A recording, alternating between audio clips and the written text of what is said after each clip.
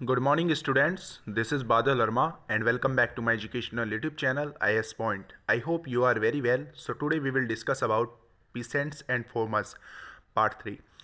तो जैसा कि आप लोगों को पता ही होगा, हम लोगों ने अपनी पिछली वीडियो में बात की थी बाड़ेबंदी के बारे में। तो जैसे कि हम लोगों ने देखा था कि 16वीं शताब्दी में यानी कि 16th सेंचुरी में लोगों ने अधिक से अधिक बाड़ाबंदी करना शुरू कर दिया था। तो उससे क्या प्रभाव पड़ा था? जो किसान थे, अब वो जो ज़मीनें होती जा रही थी वो एक तरीके से प्राइवेट हो गई थी उनकी, यानी कि निजी संपत्ति। तो निजी संपत्ति का सबसे बड़ा प्रभाव क्या पड़ा था? जो लोग उनकी खेती, पहली बात तो वहाँ पर औद्योगिक कृषि का एक तरीके से विस्तार हो रहा था, क्योंकि लोग मशीनों के द्वारा जो है वो कृषि करना शुरू उन्होंने कर दिया था। ठीक है ना। तो उससे हुआ क्या था? जो मजदूर थे, जो एक तरीके से दूसरों की ज़मीन पर कृषि किया करते थे, अब उनके लिए सबसे बड़ी प्रॉब्लम्स जो थी वो क्रिएट होने लगी थी, क्योंकि उनके पास कोई भी साधन नहीं थे। जो उनके पशु थे, ना ही तो वो उनकी ज़मीन पर अपने पशुओं को चरा सकते थे, और ना ही अपने लिए कोई भी फ्रूट्स एक तरीके से गैदर्स कर सकते थे, यानी कि जो भी है फूड को गैदर्स नहीं कर सकते, यानी कि फूड का भी संग्रह वो नहीं कर सकते थे। और तो और वो जंगलों से शिकार भी नहीं कर सकते थे, जिससे उनको एक तरीके से खाने के लिए मांस तक ही मिल जाए। तो ये सबसे बड़ी प्रॉब्लम जो थी वहाँ पर चल रही थी। अब लोगों ने करना क्या शुरू किया? बाड़ेबंदी के साथ साथ 16वीं शताब्दी में एक तरीके से भेड़ों का जो पालन था वो उसमें विकास हुआ। परंतु वहीं 18वीं शताब्दी के अंतिम वर्षों में बाड़ाबंदी का जो उद्देश्य रहा वो अनाज का उत्पादन बढ़ाना हो गया। पहले तो हुआ क्या था, हम लोगों ने अपनी पिछली वीडियो में देखा था कि भाई 16वीं शताब्दी में लोग कर क्या रहे थे? बाड़ाबंदी कर करके उन्होंने एक तरीके से जब ऊन की डिमांड बढ़ी तो भेड़ों को पालना शुरू कर दिया। ठीक है ना, उनका ही पालन उन्होंने शुरू किया। तो जिन्होंने देखो हमारी पहली वीडियो को नहीं देखा है तो डिस्क्रिप्शन बॉक्स में लिंक दिया गया है, आप सभी लोग जाकर हमारी पहली वीडियो को देख सकते हैं। तो अब हम बात करते हैं अनाज की बढ़ती मांग, तो न्यू डिमांड्स ऑफ ग्रेन्स। ठीक है ना। तो 16वीं शताब्दी के बारे में हमने देख ही लिया कि क्या हुआ था। तो 18वीं शताब्दी में लोगों ने अधिक से अधिक उत्पादन जो है वो अनाज का बढ़ाना शुरू कर दिया। तो इसमें सबसे बड़ी प्रॉब्लम क्या हो रही थी? पहली बात तो जो लोग अनाज उपजा रहे थे वो लोग कौन थे? जिनकी खुद की निजी संपत्ति थी, यानी कि निजी ज़मीन थी।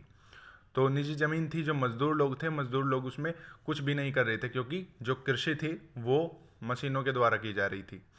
तो उसमें एक समस्या तो ये थी, और दूसरी समस्या ये थी कि लगातार जो इंग्लैंड की जनसंख्या है, पॉपुलेशन है, वो बढ़ रही थी। अब जैसे देखिए यहाँ पर कुछ आंकड़े दिए गए हैं। तो 1750 से लेकर 1900 के बीच की इंग्लैंड की आबादी जो है वो 4 गुना हो गई थी। तो 1750 में कुल जो आबादी थी इंग्लैंड की वो 70 लाख थी। 1850 में 2.1 करोड़, और सन 1900 में 3 करोड़ तक जा पहुंची। तो जाहिर सी बात है कि इसमें लोगों को अधिक से अधिक खाने की भी ज़रूरत पड़ेगी।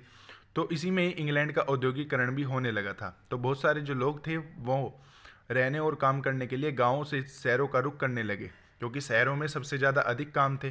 तो खाद्यान्नों के लिए वह बाजार पर निर्भर होते गए, और इस तरह जैसे जैसे शहरी आबादी बढ़ी वैसे वैसे खाद्यान्नों का बाजार भी फैलता गया, और खाद्यान्नों की मांग के साथ उनके दाम भी बढ़ने लगे। तो 18वीं सदी के अंत तक फ्रांस और इंग्लैंड के बीच जो था वो युद्ध शुरू हो गया था। इसकी वजह से यूरोपीय खदानों के आयात सहित व्यापार बाधित हुआ, और इसका नतीजा यह हुआ कि इंग्लैंड के जो खदान थे उनके दाम आसमान छूने लगे, यानी कि धीरे से धीरे बढ़ते गए। यानी कि अब बढ़ने का क्या मतलब था? जो अनाज 40 रुपये किलो था वो धीरे धीरे 60 होता गया, 60 से 80 होता गया, और धीरे धीरे वो बढ़ता चला गया।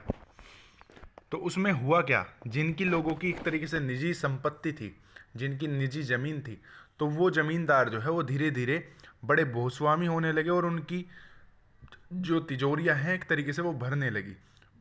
तो उन्होंने किया क्या कि बाड़ाबंद ज़मीन के बड़े पैमाने पर अनाज जो है वो उगाने लगे।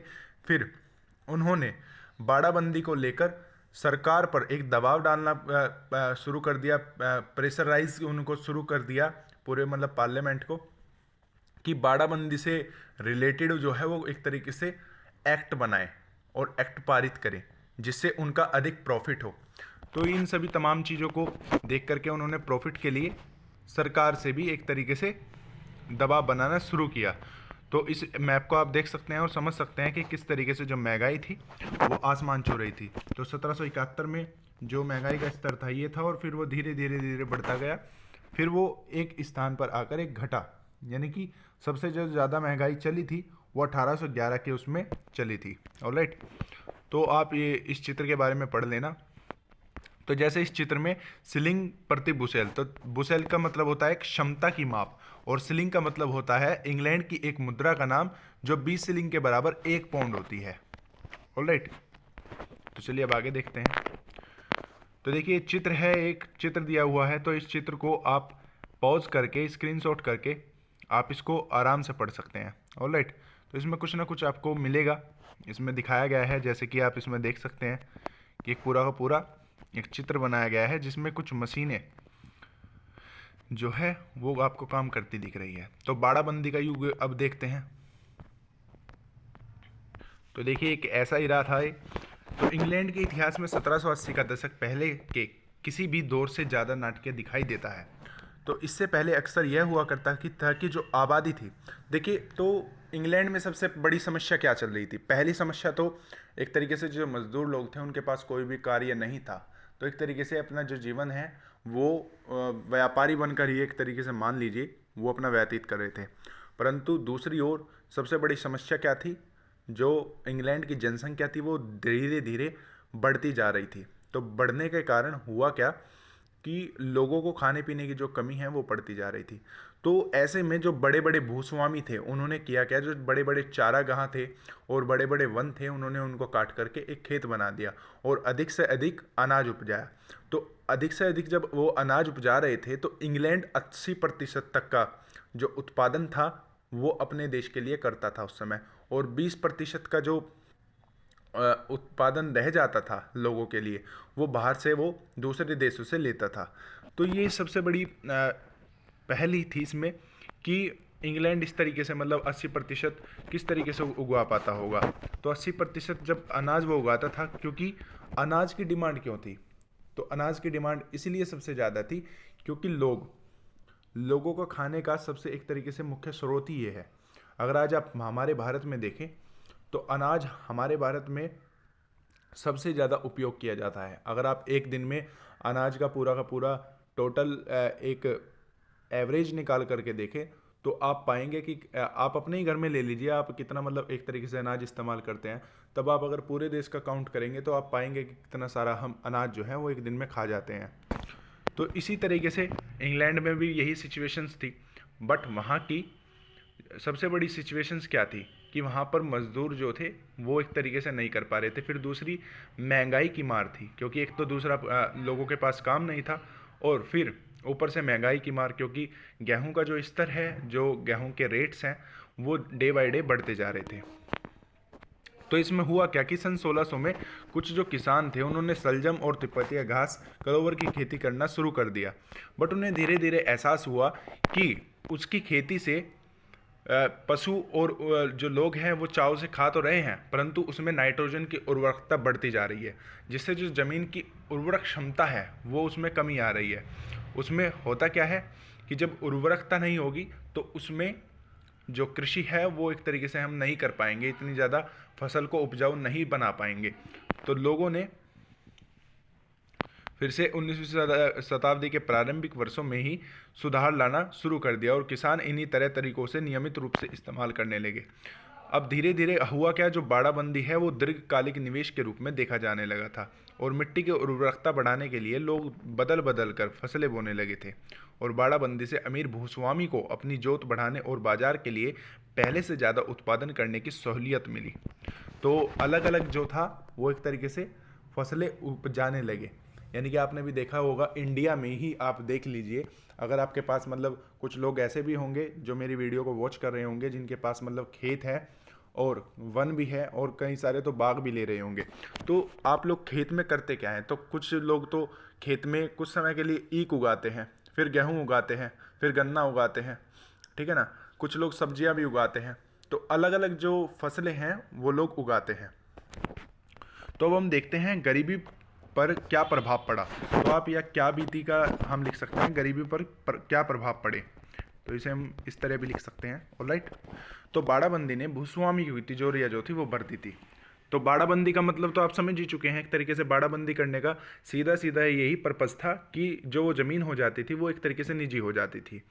तो उन लोगों का क्या हुआ जो रोजी रोटी के लिए कॉमन्स पर आश्रित थे, तो बाड़ लगाने से बड़े भीतर की ज़मीन भूस्वामी की निजी संपत्ति बनती जा रही थी, वो तो बनी रही थी। तो गरीब न तो अब जंगल में जलावन की लकड़ी बटोर सकता था और न ही साझा ज़मीन पर अपने पशु चरा सकता था, और न ही वह कंदमूल बीन सकता था, और न ही गोश्त के लिए शिकार कर सकता था, और अपने पास फसल कटाई के बाद टूंटों से बटोरने का विकल्प भी नहीं था।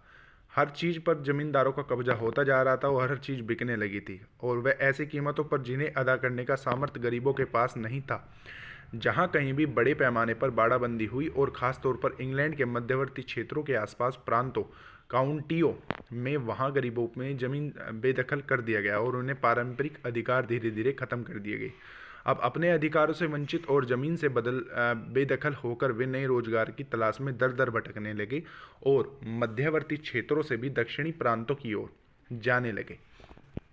तो इसमें तो बाड़ाबंदी से देखो सबसे बड़ा तो साइड इफेक्ट्स यही पड़ा था। अब फिर से यही मतलब इसी पैराग्राफ में यही रिपीटिशन हो गया कि भाई बाड़ाबंदी का फिर से क्या प्रभाव पड़ा।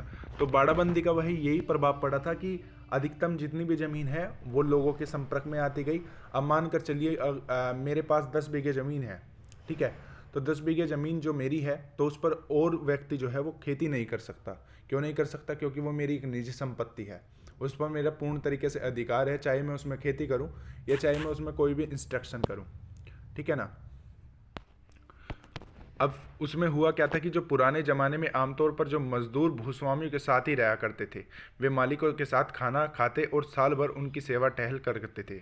यह रिवाज 1800 तक आते आते समाप्त होने लगा। तो अब मजदूरों को काम के बदलने दिहाड़ी दी जाती थी और काम में केवल कटाई के दौरान ही होता था, और जमींदार अपना मुनाफा बढ़ाने के लिए मजदूरों की दिहाड़ी मद की कटौती करने लगे, और आम निश्चित रोजगार असुरक्षित और आय अस्थिर हो गई। वर्ष के बड़े हिस्सों में गरीब बेरोजगार रहने लगे। तो काफ़ी सारे जो गरीब थे वो बेरोजगार इसलिए रहते थे क्योंकि कुछ लोगों को तो काम मिल पाता था। मानकर चलिए अब जब आप गेहूँ एक तरीके से उपजाते हैं, जब गेहूं की उपज होती है और जब गेहूं की कटाई जो है शुरू होती है, तो कुछ लोग जिनके पास ज़मीन है तो वो क्या हैं, वो ये करते हैं कि कुछ लोगों को मजदूरी या दहाड़ी पर रख लेते हैं, जिससे वो गेहूं को कटवाते हैं, और कटवा कर उसमें से कुछ हिस्सा या तो कुछ हिस्सा दे देते हैं और या कुछ दहाड़ी दे देते हैं। तो उससे मजदूरों का और जो गरीब मध्यम वर्गीय लोग होते हैं उनका बहुत सारा फ़ायदा हो जाता है। एक तो उनको समय पर एक अच्छा गेहूँ मिल जाता है जिसे हम ताज़ा गेहूँ कहते हैं, और दूसरा उनका सबसे बड़ा बेनिफिट ये होता है कि उनके 2 पैसे जो है वो बन जाते हैं जो उनके जीवन में काम आते हैं, ठीक है ना। तो आई होप कि आपको ये चैप्टर अच्छा लगा होगा। अगर आपको ये वीडियो अच्छी लगी है तो वीडियो को लाइक शेयर कमेंट करना न भूलें, और अगर आप यूट्यूब चैनल पर हमारे नए हैं तो प्लीज़ यूट्यूब चैनल को सब्सक्राइब कर लीजिए, और अगर आपने हमारी पहली वीडियो को या हमारी साइंस की और जियोग्राफी की या पॉलिटी की किसी भी वीडियो को नहीं देखा है तो प्लीज़ वॉच कर लीजिए, क्योंकि NCERT की कंप्लीट जो है हम लोगों ने 6, 7, 8 और 9, 10 तक, और हम 12th तक कंप्लीट NCERT का कोर्स कराएंगे। देन उसके बाद UPSC का स्टैंडर्ड जो बुक्स होती हैं जैसे M लक्ष्मीकांत पॉलिटी की और काफ़ी सारी जो स्टैंडर्ड बुक्स हैं उन सभी को हम एक तरीके से अपनी यूट्यूब चैनल पर कवर कराएंगे, ठीक है ना। तो हम लोग आपके लिए देखो काफ़ी ज़्यादा मेहनत करते हैं, इसलिए प्लीज़ वीडियो को लाइक करना न भूलें, शेयर करना न भूलें और कमेंट करना न भूलें। इसी के साथ हैव ए गुड डे। जय हिंद।